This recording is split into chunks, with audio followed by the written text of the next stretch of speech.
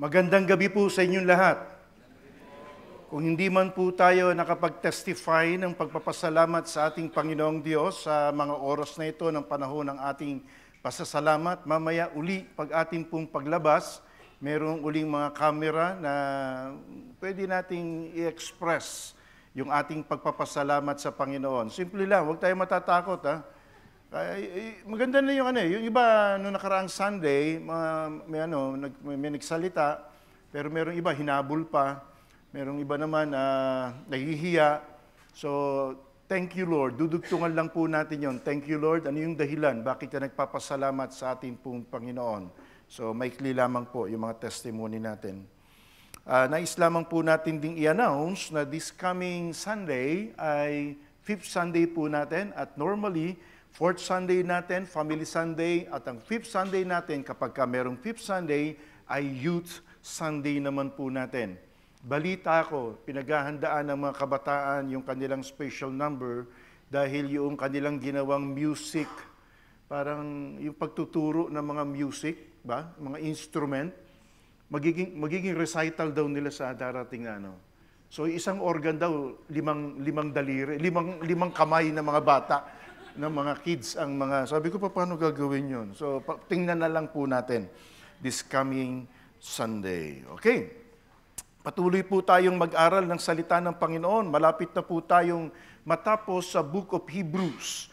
Ang problema, nung binabasa ko ang Book of Hebrews, yung chapter 13, yung huli, medyo nagimbal ako eh. Bakit? Sapagkat bawat talata isang sermon eh. Kung tutusin, bawat verse ay isang message na napakayaman at parang, kumbaga sa parang assorted yung ginawa noong writer ng Hebrews doon sa kanyang panghuling kapitulo po niya. So, ang gagawin ko na lamang po ay hahatiin na lamang po natin ito sa 4 na bahagi. Pero bago yan, mag-review po muna tayo sa atin pong pag-aaral. Pinag-aralan po natin in general the superiority of Christian life. Ano ba yung dahilan kung bakit sinasabi natin yung isang buhay ng isang Kristiyano, mas superior yan kaysa sa buhay ng isang artista. Gusto natin minsan, gusto ko buhay artista, gusto ko buhay ng isang mayaman, gusto ko maging buhay ng sabihin natin, politiko. Pero sa atin, mas superior ang Christian life. Ano yung dahilan? Merong dahilan sapagkat number 1, meron tayong direction at number 2, merong force na nagdadrive sa atin at meron tayong responsibilidad na ginagawa. Sa Christian life, hindi po tayo nag-aantay lang ng langit. Baka akala nyo, andito tayo, ano gagawa mo? Nag-aantay ka ng langit. Hindi po ganun. Meron po tayong ginagawa upang sa ganon ay ma-fulfill natin kung ano yung kalooban ng atin pong Panginoong Diyos. At sabi natin, holiness and righteousness. Yun ang direction ng ating Christian life. Ito yung pinag-aralan natin about direction of Christian life at tinalakay naman po natin yung the drive and duty of Christian life. Pinag-compare natin yung Mount Zion at saka Mount Sinai. Yung Mount Zion, yun yung panibagong langit na atin pong inaantay at sa ganon, upang sa ganon, maging puwersa natin yon para magpatuloy sa life of holiness and righteousness. Ang pag-uusapan naman po natin ngayon ay the superiority of Christian fellowship. Yung una, the superiority of Christian life, mas malaking scope Christian life.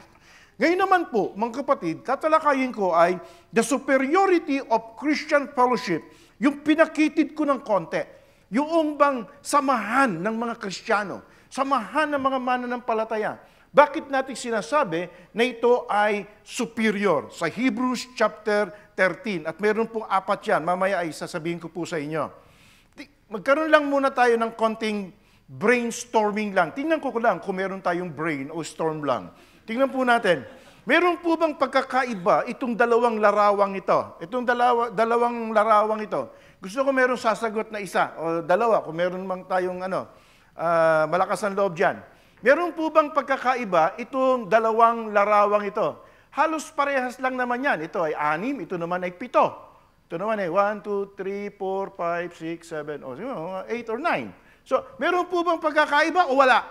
Meron pagkakaiba o wala? Meron. Okay, sige. Sino yung sasabing merong pagkakaiba? Meron si Hope nagsabi na meron pagkakaiba eh. Sino naman nagsasabi na walang pagkakaiba? Parehong mga tao yan eh. Parang gano'n. Sino po magsasabi na wala? Parehong wala. Wala tayo matatanong dito para wala tao dito. Sasabing, may pagkakaiba. May pagkakaiba, wala. Hope, bakit? Ano yung pagkakaiba niyan, dalawang yan? Yung kabila namin. Aling kabila dyan? Ito, itong kanan. May unity, saka yung kabila, viewers lang sila. Ito may unity, ito ay viewers lang. Okay? Pwede ha, pwede. May utak din ha, may brain. Hindi lang storm ha, hindi lang storm. May brain din ha, may brain din. O, sino pa? Dito naman, sa grupo nyo. Meron ba? May pagkakaiba wala? Sige na, meron. Jo, ano pagkakaiba? Tingnan mo, Jo. Sige. Jo. Yung dito po sa left, Sa left, ito. nakikinig lang po sila. Kasi Nakikinig lang sila. sila, katulad nung sa right na nag-uusap pa rin sila, may smile sa face. Okay. May smile sa face nila at nag-uusap-usap sila. Okay. Generally, mga kapatid, ang pagkakaiba nitong dalawang ito, ang tawag po dyan, ito ay crowd, ito ay fellowship. Kapag ka sinabi mong crowd, simpleng ano lang yon. Mga tao na nagkatumpok-tumpok, pero hindi sila magkakakilala sa isa't isa. Wala silang kinalaman. Hindi nila alam kung ano yung pinanonood nila. May bumagsak dyan, may atakihin dyan. Walang concern. Pero ito naman, mga kapatid, magkakakilala yan. Magkakakilala, nagkakaintindihan sila, nagkakaunawan sila. So ang tawag po dyan, mga kapatid, ay fellowship, community, organization, kung ano man ang tawag natin dyan, isang grupo ng tao na meron silang common factor. At ang common factor na yon, yun ang nag-unite sa kanila. Ang pag-uusapan po natin, ito naman ang pag-uusapan po natin. Bakit natin sinabi na superior? Maraming klase ng organizations. Marami. Andyan yung tinatawag nating mga Rotary Club, andyan yung tinatawag natin PTA, di ba? Baka ikaw ay nakadestin para maging presidente, di ba? Presidente ng PTA, presidente ng TODA, o kung anumang klaseng pagka-presidente. So isang organization din yon.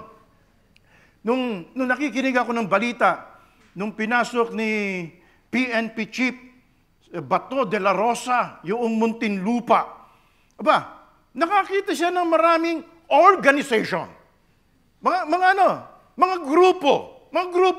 Ano yun? Andito ang Batang City Jail, andito ang grupo ng Sputnik, andito ang grupo ng OXO, andito ang grupo ng Genuine Ilocano, iba't iba. So lahat yan, mga kapatid, ay organization. Lahat yan ay masasabi kong fellowship, lahat yan ay masasabi kong isang community. Pero ano ang pagkakaiba? Ano ang dahilan kung bakit ko sinasabi na superior ang Christian organization, ang Christian fellowship, o ang isang local church na katulad nito doon sa ibang organization? Spiritually speaking, wala akong problemang i-define Sapagkat, basically, kasi lahat tayo, pagdating, hindi lang hanggang dito. Yung Sputnik, hanggang dito lang yan. Yung mga Batang City Jail, hanggang dito lang yan. Yung mga fraternities, organization din yan. Hanggang dito lang sila. Pero yung fellowship natin, hanggang langit yan. Alam nyo pa, mga kapatid, yung katabi mo ngayon, yan din, maaari. Yung katabi mo, pagdating sa langit, isipin yun, hirap ng buhay, ano? Hindi. Yun din, pwede, di ba? Pwede. Yung katabi mo, kung talaga na born again yan, yun din ang makakatabi mo sa kabilang buhay. Yun ang kung tutusin, kung spiritually speaking, yun ang advantage natin. Pero samantalang nandito, yun ang point Samantalang nandito, ano ang advantage ng spiritual fellowship o yung Christian fellowship? Meron ako nakitang apat actually. Itong apat na ito, tatalakayin ko ng 4 na linggo. 4 weeks. So ang ginawa ko, yung chapter 13, i-divide ko pa ng 4. Kesa divide ko ng bawat verse, ginawa po natin ay sinunod natin yung isang commentary ni Warren Wiersbe, ang kanyang division. Nakita ko yung 4. Number 1, enjoying spiritual fellowship, submitting to spiritual leaders, sharing in spiritual worship, at yung pang-apat, experiencing spiritual lordship. So, tingnan natin ngayon itong una. Enjoying spiritual fellowship na nakita natin sa Hebrews chapter 13 verses 1 to 6. Basahin ko lang ng konti sapagkat medyo napahaba yung introduction ko. Baka nakalimutan nyo na kasi makakalimutin kayo, alam ko eh. So, baka nakalimutan nyo na yung text po natin. Hebrews chapter 13 verses 1 to 6. Let love of the brethren continue. Do not neglect to show hospitality to strangers, for by this some have entertained angels without knowing it. Remember the prisoners as though in prison with them, and those who are ill-treated, since you yourselves also are in the body. Verse 4, marriage is to be held in honor among all, and marriage bed is to be undefiled. For fornicators and adulterers, God will judge.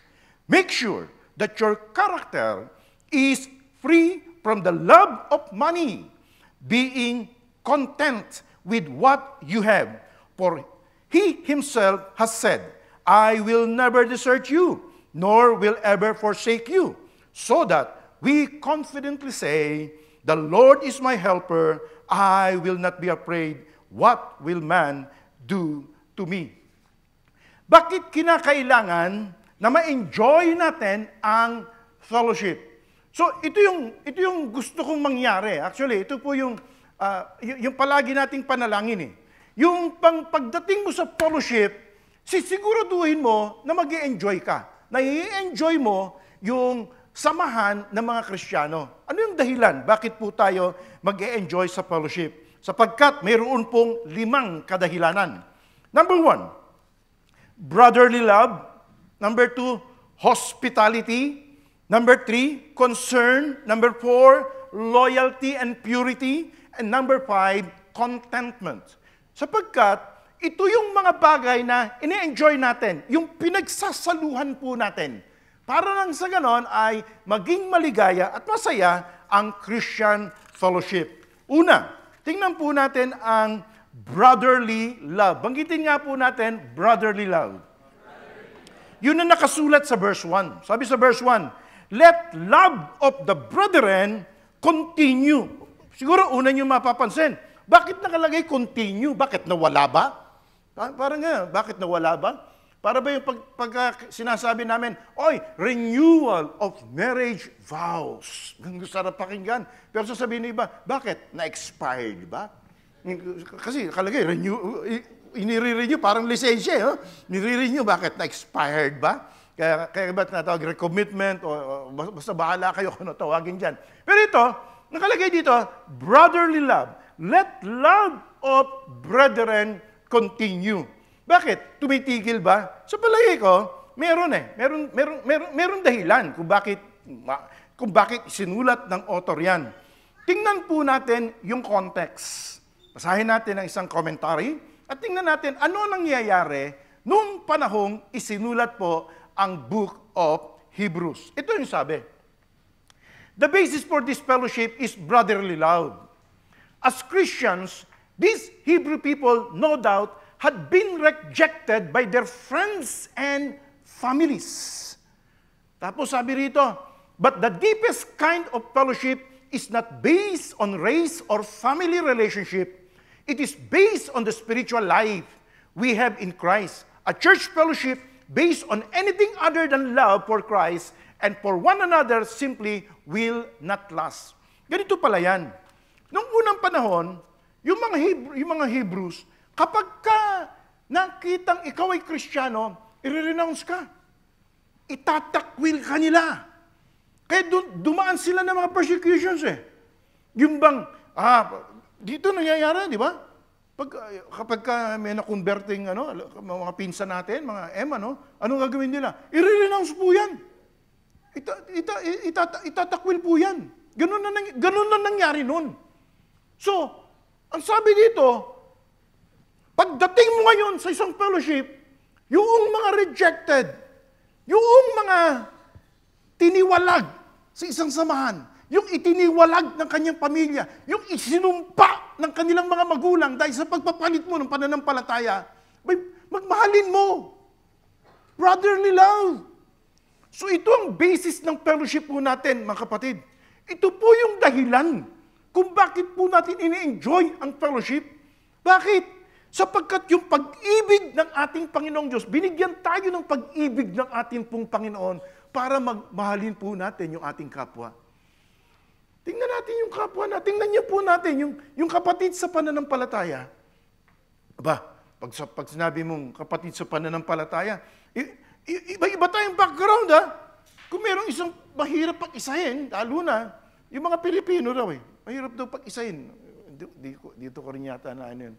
Mahirap pong pag-isahin yan Pero mayroong isang pwedeng mag-unite sa kanila Ano yun? Love. Yung pag-iibigan. Pagmamahalan. Ang unang-unang nakita kong katangian ng pag-ibig na nais ng Panginoong Diyos, mga kapatid, unconditional love sa kapatid sa pananampalataya. Matanggap mo siya. Matanggap mo siya bilang kung ating Panginoong Diyos ka, tinanggap siya, pagkatapos ikaw, ayaw mong tanggapin. Ang nakalulungkot, mayroong mga church, kapag ka mayroong pumasok na kakaiba, parang scanner ka. Alam mo yung scanner? Yung bang mula ulo hanggang pa, tinitingnan mo mula ulo hanggang pa, tinitingnan mo. Pagkatapos hahatulan mo lang kagad, nakita mo may tato. Naku, preso to, preso. Nakita mo lang may tato. Hindi mo alam kumilos ng Diyos sa puso niya Naghahanap ng fellowship. Naghahanap ng grupo na kung saan ay pwede siyang lumago at pwede siyang maglingkod sa Panginoong Diyos. Pagkatapos papasok sa grupo mo, i-scanin mo. Minsan lalayuan mo. Hindi mo kilala Mandurukot ito. Parang gano'n. Hindi daw dapat gano'n Ang basis natin, mga kapatid, ang ipakikita natin sa mga tao, kakaibahan natin sa fellowship, yung pong pagmamahalan sa isa't isa. Sa Pilipinas, mayroong mga fraternities. Ang dahilan nila kung bakit sila pumupunta sa fellowship, kung bakit sila sumasama sa mga fraternities, protection. Protection daw yan. Sabi nga para nasa ganoon, pagka binubuli ka, mismo paano, meron kang mga alpha kung ano mga alpha yan, hindi ko kasi kabisado yan dahil sa hindi ako naging frat member. Yun ang dahilan. Kaya sumasama sa mga ganong samahan. Pero sa Christian fellowship, alam niyo kung ano mararamdaman niyo? Welcome ka. Dahil mahal ka kahit sino ka. Kahit ano pinagdaanan mo. Welcome ka sa fellowship ng mga mananampalataya. Hindi kayo tataboy, hindi kayo tatakwil. Kaya mga bisita po natin, mga 3 bisita natin ngayon, masaya tayo. Sapagkat meron tayong mga bisita na dumating. Ito yung fellowship. Ito yung basis ng ating fellowship. Brotherly love. Unconditional love. Normally, sinasabi ko yung mga unconditional love sa mga mag-asawa Sabi ko gano'n, yung pag-ibig mo dapat unconditional. Hindi nakabase sa mga physical appearance. Sapagkat yung mga physical appearance, nawawala di ba? Yung mga dimple, bakit mo siya minahal? Meron kaming question niya sa Fireproof Bakit mo siya minahal? Kasi sa kanyang dimple. Yung dimple na yun, mga kapatid, nawawala. Nawawala. After 30 years, nagiging pilegis yun. Nauunat yun, nagiging pilegis yun. Yung kutis mo, ng kutis porcelana. Wow. Kutis, ano ba yung natawag natin? Kutis upo? Yung mga matindi. Darating ang panahon, magiging kutis ang palaya yan. Pag naka-base doon sa mga physical appearance, yung pagmamahal. Unconditional love. Mamahalin mo ang kapatid, hindi dahil sa anumang dahilan.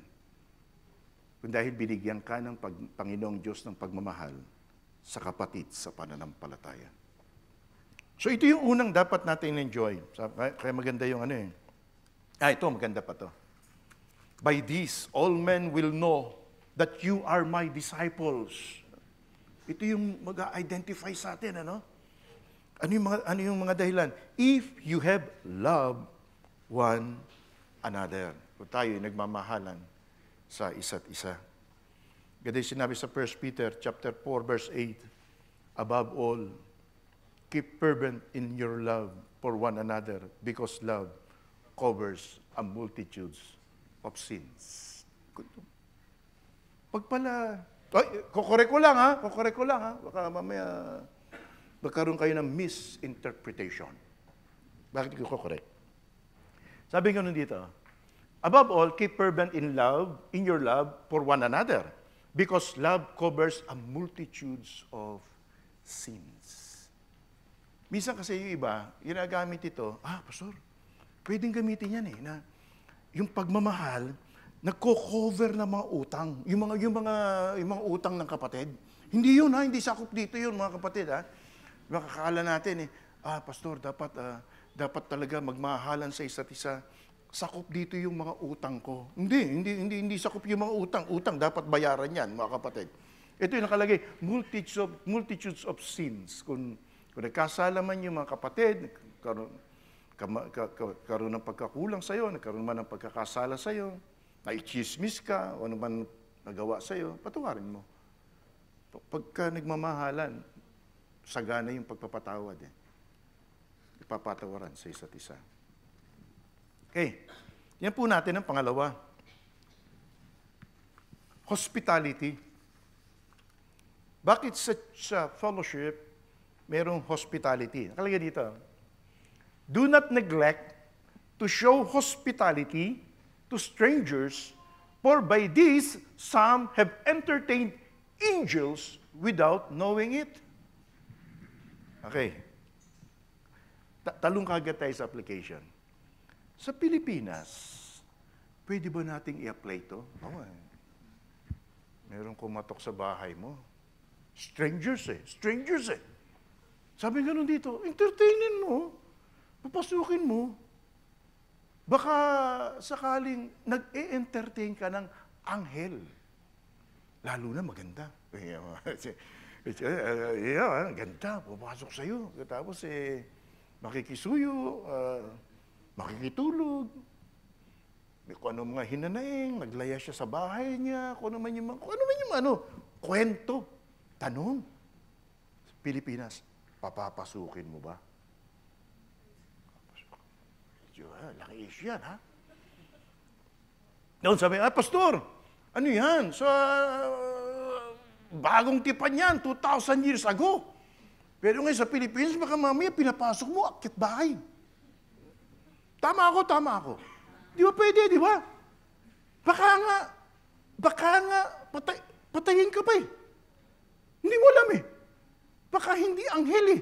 O baka ang anghel na kadiliman, yung pumasok sa bahay mo. Hindi mo masabi. Ang tanong mga kapatid, anong ibig sabihin nito? Okay. Gawin natin, daligin niyo palagi, pagka sa Bible, titingnan niyo palagi yung context. Bakit sinabi ito? Natin. Ito ang context. This was an important ministry in the early church. Yung pag-entertain. Hospitality. Because persecution drove many believers away from their homes, tinakwil nga sila eh. Tinakwil ng pamilya, tinakwil ng mga kaibigan. Naging Kristiyano ka, tatakwil ka namin. So, ano mangyayari sa kanila? Walang mapuntahang bahay. Yun ang context niyan. Wala silang mapuntahan. Many believers away from their homes. Also, there were troubling ministers. Meron naman mga pastor, mga missionary. Katulad ni Apostol Pablo, Apostol Pedro, sina Silas. May mga troubling ministers that needed place to stay. Many poor saints could not afford to stay in an inn. And since the churches met in homes, it was natural for a visitor to just stay with his host. So yun ang context. Ang ini-entertain mo, yung kapwa kapatid na alam mo na walang matiran. At pagkatapos, alam mo na Kristiyano siya, pinipersecute, yun ang context niyan. Ngayon, ano ang point natin? Siyempre, titignan mo kung born na ganyan. Maging naman tayo, maging wise naman tayo, maging matalino naman tayo. Ang point dito, mga kapatid, sinasabi ko dito, yung fellowship Yung mga Kristiyano, mayroon kang isang spirito Kapag ka mayroong isang kapatiran na nangangailangan, handa ka na mag-extend ng tulong. Yun ini-enjoy mo. Masaya ka na magbigay ng tulong sa mga kapatid, sa mga Kristiyano, sa mga mananampalataya na nangangailangan ng tulong. Hindi ko sinasabi, pastor, pag hindi mananampalataya, hindi mo na ba tutulong? Hindi ko sinasabi yun. No. Ang sinasabi ko lang, ini-interpret ko lang yung chapter 13. Kung sino ang tinutukoy ni strangers dito. Ang strangers na tinutukoy dito, mga kapatid, ito mga pinipersecute ng mga Kristiyano, na mga anak ng Panginoong Diyos. Ito yung ito yung kagandahan ng Christian fellowship. Merong handang tumulong sa'yo. Merong handang magpatuloy sa'yo, merong handang tumulong sa'yo, meron nakahanda, inihanda ang Panginoong Diyos para mapagaan yung pasanin mo sa pamamagitan ng kapatid sa pananampalataya. Tingnan po natin ang pangatlo. Concern. Kung nabigatan kayo doon sa una, sa pangalawa, mas mabigat ito. Sino yung patutuloyin mo kanina? Strangers. Strangers. Ang tinukoy ni strangers natin doon, mga kapatid, na nung una na pinipersecute at inaano sila. Ito yung pangalawa, concern. Remember the prisoners, as though in prison with them, and those who are ill-treated, since we yourselves also are in the body. Aba, kung yung noong una patutuloyin mo, hospitality, strangers, ngayon naman matindi, prisoners. Tinutukoy ba nito? Nakita mo? Puro tato. Mula ulo hanggang pa, puro tato. Pagkatapos pwede po ba makituloy? Kamukha ni kamukha ng drug lords. Kamukha ni Kulangko. Patutuloyin mo? Ano gagawin natin? Ano ang gagawin natin uli? Ano ang gagawin natin uli para interpret? Ano gagawin ulit natin para interpret? Context. Context uli. Sino yung prisoners na tinutukoy dyan? Tingnan natin. Again, hindi ko sinasabi na masama yung pastor, kami may mga prison, may mga prison ministry. Okay yun. Bumunta nga ako dyan Muntinlupa at City Jail, Caloocan. Bigay kami ng mga ng mga tulong dyan. Pero ang tanong, again, ano ang tinutukoy dito? At sino yung mga prisoners na tinutukoy dito? Fellowship Ang pinag-aaralan po natin, yung the superiority of Christian fellowship, ang tinutukoy po yan ito. Context. It was not unusual for Christians to be arrested or imprisoned for their faith. To identify with these prisoners might be dangerous, yet Christ's love demanded a ministry to them. To minister to Christian prisoners in the name of Christ is to minister to Christ Himself. So, sino tinutukoy ng mga preso dito? Lahat ng preso? No. No. Ang tinutukoy dito, mga kapatid, yung bilanggo, bakit? Dahil sa kanilang pangangaral ng salita ng Diyos. Dahil sa kanilang pangangaral ng Ebanghelyo. Meron nakakilala dyan. Musapa, meron ko nakilala. Kung hihingi ng tulong sa'yo, alam mong pastor, alam mong pinersecute, alam mong nabilanggo, dahil sa pangangaral ng salita ng Panginoon Diyos, yun ang sinasabing tulungan mo. Yun ang kagandahan ng Christian fellowship. Again, meron nakahandang tumulong sa'yo. Meron inilalaan ang Panginoong Diyos. So ito yung tinutukoy po mga kapatid dito. Concern sa mga kapatirang dumadanas ng mga persecutions. Dumadanas ng mga pagsubok. Actually, dito ako nahirapan eh. Bakit napasok to? Kung paano ko isusunod dito. Yung pang-lima, okay pa eh. Pero ito, tumutukoy sa marriage eh. Christian fellowship tayo. Marriage is to be held in honor among all, and the marriage bed is to be undefiled. For fornicators and adulterers, God will judge. Ano tinutukoy dito? Para sa akin, mga kapatid, ang tinutukoy dito, yung isang church, yung isang fellowship, dapat pinapahalagahan ang loyalty at purity ng marriage. Dapat pinapahalagahan yan. Hindi yung tipong gagatungan pa ng church na magkahiwalay yung mag-asawa. Para sa akin, ito tinutukoy dito. Yung purity ng marriage. Dapat naglalaan ang church, naglalaan yung simbahan, yung fellowship, kung paano mapapatibay at kung paano magiging malinis yung pagsasama ng mag-asawa. Ito ang dahilan kung bakit meron tayong couples ministry ngayon. Ang tawag po natin sa couples ministry ay family builders. This coming anniversary, magkakaroon po tayo ng General Assembly ng lahat ng couples na nag-undergo ng family builders. At yung speaker po natin ay Pastor Clem Guillermo, galing Pilipinas. Para ano? Para patibayin yung pagsasama ng mag-asawa. Pinakamahirap kong counseling, mga kapatid. Alam niyo kung ano? Pag magkakahiwalay mag-asawa. Hindi ko kaya. Napakabigat sa puso. Napakabigat to. Kaya ito yung dahilan. Kung bakit sinasabi natin superior pa rin ang fellowship natin. Sapagkat naglalaan tayo ng panahon para sa pagsasama ng mag-asawa na maging pure. Ibig sabihin nito, yung mga lalaki, sabi gano'n, fornicators na kalagay, adulterers. Ibig sabihin, marriage bed is to be undefiled. Purity. Purity. Lalo na ngayon. Kaya ang topic ni Pastor Clem Guillermo sa couples seminar natin, pamilyang OFWs.